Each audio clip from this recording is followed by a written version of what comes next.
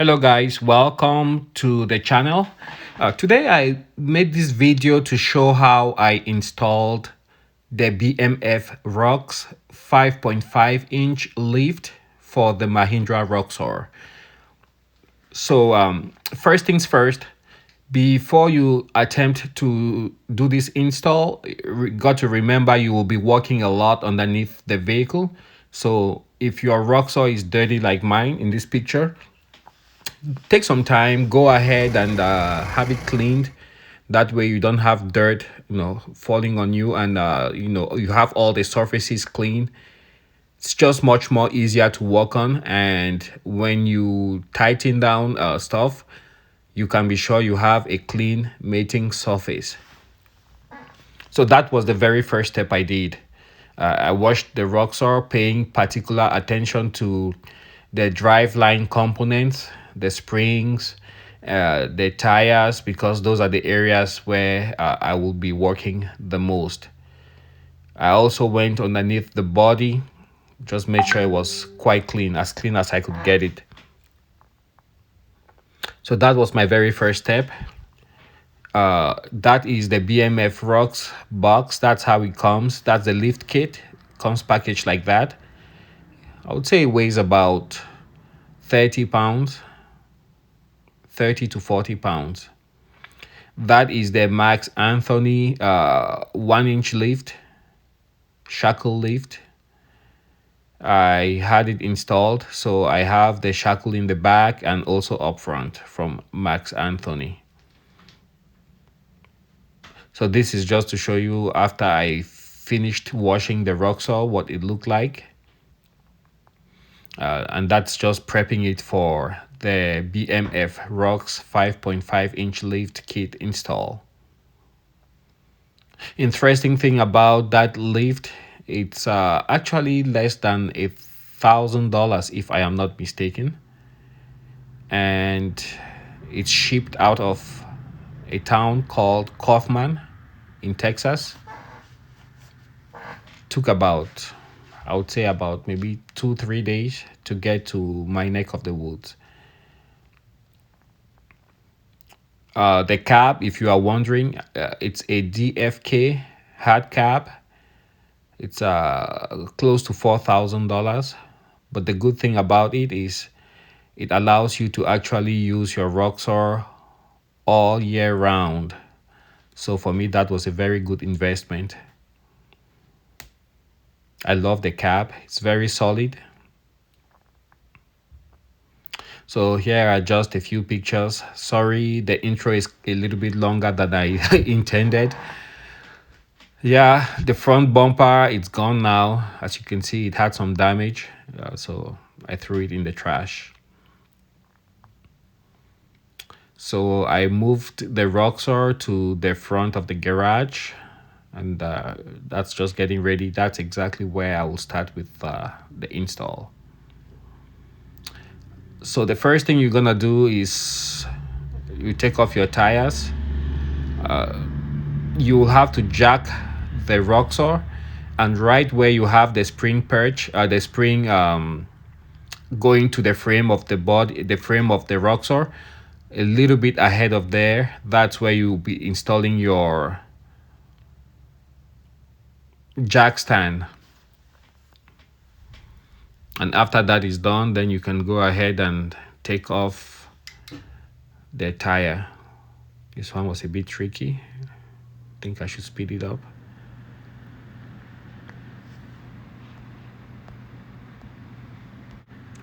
Yeah, so I stopped and made it go faster.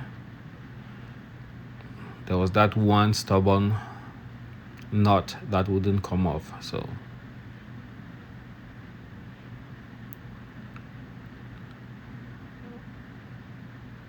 well, in the end, I think I used the breaker bar and I got it out. So I installed my jack stand. Later on in the video, I realized I didn't have the Roxor sitting high enough, so I actually had to raise those jack stands even higher. I believe I used a pallet to lift up the Roxor so it could sit higher. and give me better access. It is recommended by BMF ROX that you do this install on a concrete floor or a hard, flat surface. It's very dangerous to have a vehicle on jack stands on soft soil, like you see right there. So every so often I had to stop and make sure the jack stands were still centered. It doesn't take much for a vehicle to slide off, and it could cause a lot of harm if that falls on your body. So here we have both tires off. We have the vehicle on jack stands, and that's where we're going to be working. Next step is you have to support the axle with jack stands, which I did there on both sides. So you need a pair of two pairs of jack stands. Next step is you take off the springs, the leaf springs, and the weight of the axle will be supported by the jack stands, which you see right there. Having an impact gun really makes the process fast, and you don't have to spend as much time taking off or putting on bolts. You just have to be careful and make sure you know the torque values. Tightening, you can use the impact wrench, the impact gun, to just get things snug, and then you go ahead and for the final few turns manually do that. So I was having this conversation, a very interesting conversation, with one of the channel subscribers. His name is Rich, and he's from Fargo, North Dakota. And it was quite interesting. So his idea was to get a softer ride, and he plans on taking out one of the spring leaves. You see, a spring pack is made up of those spring leaves, individual leaves that are held in place. He plans on taking out one of those and then installing a Max Anthony 1-inch lift. I found that quite interesting because, well, when you take off one of those leaf springs, then actually the ride will sit, it will be much softer and it will sit lower. And then he compensates for that by actually using the Max Anthony lift kit to bring the Roxor back to about stock height. But then the benefit is that he will have a much softer ride. So he will let us know how it goes. That's the idea from Rich, and he's in Fargo, North Dakota. He's a subscriber to the channel, and yeah, that's part of the conversation I had with him yesterday.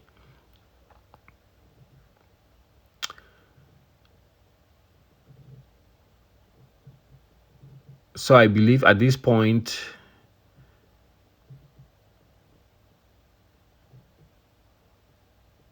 I might have realized the vehicle is just not high enough for me to lower the axle and take out the spring. But the idea is you will take out the spring, and the axle will be resting on that jack stand. You need two jack stands, one on each side. And there you see the leaf spring in the rear is completely gone. You have the axle resting on the jack stand. And one little tip, they actually recommend you take out the shock. I did not, but if I had done so, it would have saved me about maybe half an hour when I was trying to get everything back in. As you can remember, the leaf spring was underneath the axle, and now it's gonna move to the top. So right now, next thing we're doing is we're looking for the perches. There's 4 perches, and they are actually everything is marked very well. You have the right rear, left rear, front.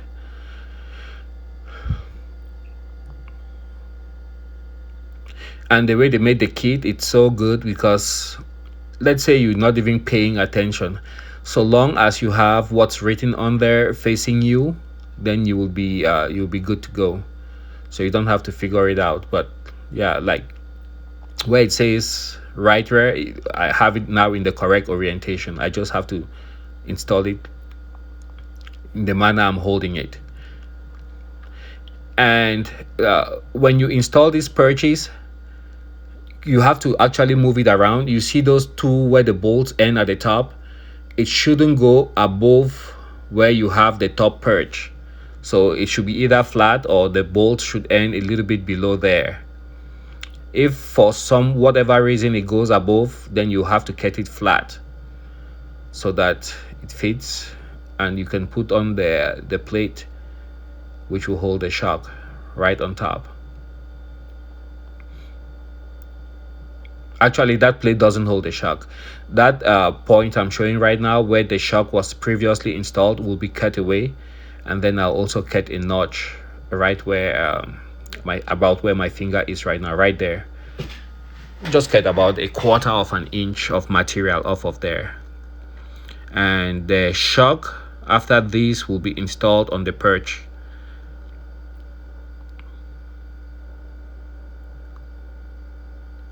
So that will be the next step. And I had to go to the video that BMF ROX posted online to have an idea of the orientation. So I used the exact same orientation that they did on their video. So that's for installing the shock.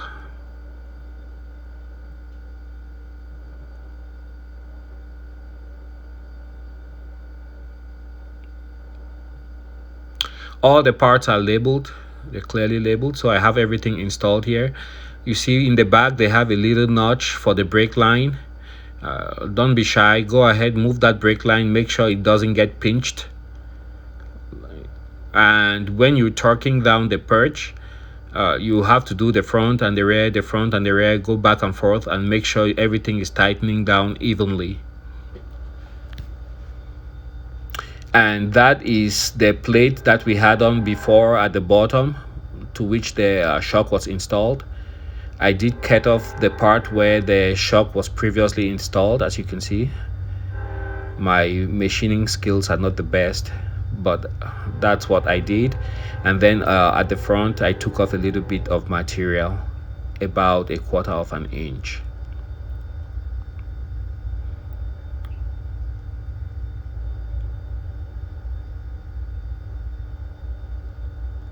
So on this video you can see I have just the perch installed. You will do the same exact same thing on the left side, which you can see right here. Oh, that's still the right side, sorry, my bad. For the rear, you don't have to take off the drive shaft, the propeller shaft. You just leave everything in place, but it will kind of lean forward like it did. It looks a little bit weird, but it's okay. So there I have both perches installed. You see that on the top left of your screen where you have the brake line coming down, that plastic thing right there. You will have to bend that down about 2 to 3 inches.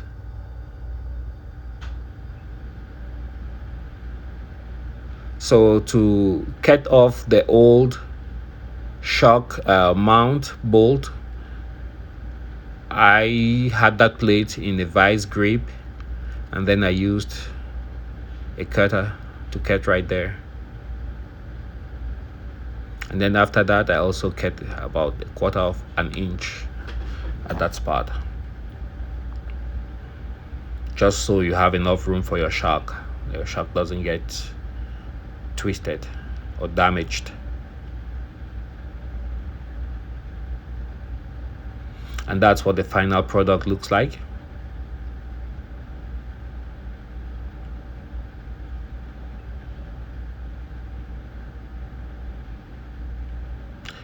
The plate, which was previously at the bottom, now goes to the top.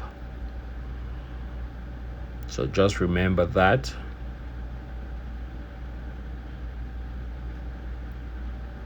And once more, you can see the top. Those two bolts, they don't go beyond the top of the perch, because the spring has to sit on there and sit flat. You will align the spring so that it sits where you have the hole on top of the perch. Here I already have the brake line holding bracket bent down. I will come back later, and I think I actually bent it down a little bit more than that. Random picture that tells you my editing skills actually suck. So these are the C clamps. I don't know the appropriate term. They have a technical name for those clamps that hold the axle to the spring.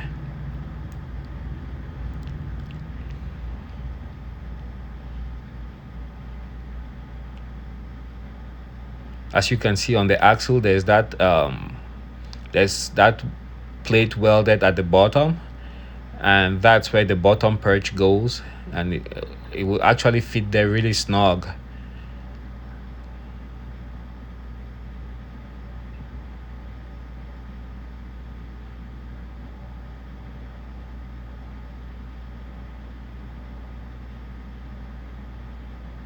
So yeah, after you had I put on the perch, then I installed the springs on top this time, and then I used the C clamps, tighten down everything.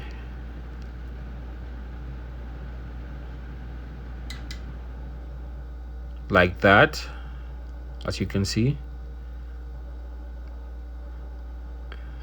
And then I installed the springs to the shackles in the rear, and the install was complete.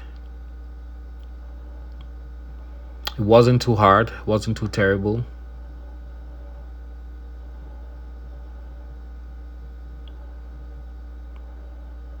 Someone who had done this before, the next one wouldn't take about, it would take just about 2 hours.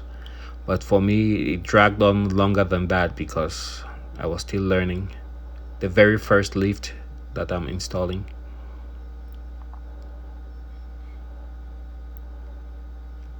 So when you install your springs, remember the brake lines will go on the outer side. It doesn't go on the inner, it goes on the outer. And then your shocks, you reinstall them on the perches. And that's what it looks like with the rear lift mounted. I was very impressed and was quite impatient to do the front.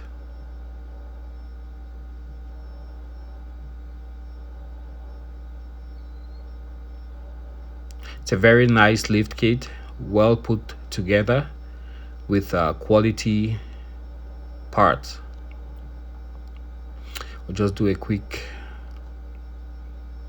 video here of a quick shot of what the Roxor looks like with the rear installed. And I should also add that in the back I am using the Max Anthony shackle, which is different from the stock shackle, and I believe gives me a little bit more of a lift.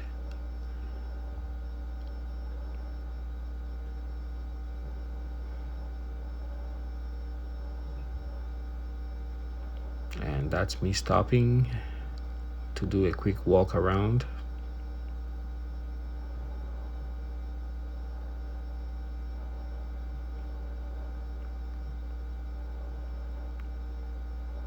Yeah, the Roxor really looks really different with the lift installed.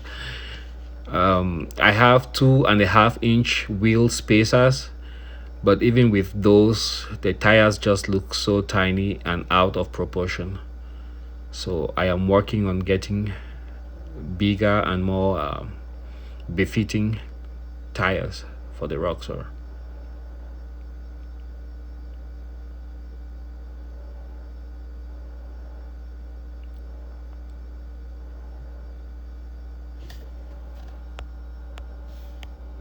And we can take a quick look at what the final product looks like. That's everything installed, and I plan on driving around the neighborhood for a little bit, coming back and verifying that everything is still very snug and there's nothing loose.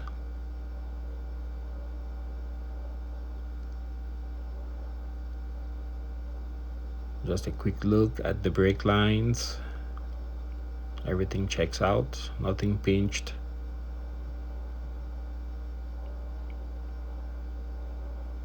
The Max Anthony shackles. He recommends that you spray those shackles so they don't rust. And here's a parting video.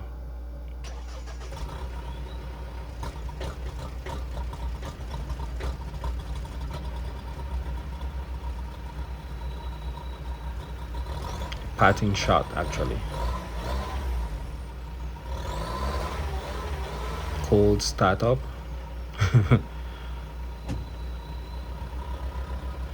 But it clears up really quick. So I want to thank you guys for watching and see you guys on the next video. I will be doing a video on how I did the install for the front, and hopefully that one would have more detail. Thanks for watching.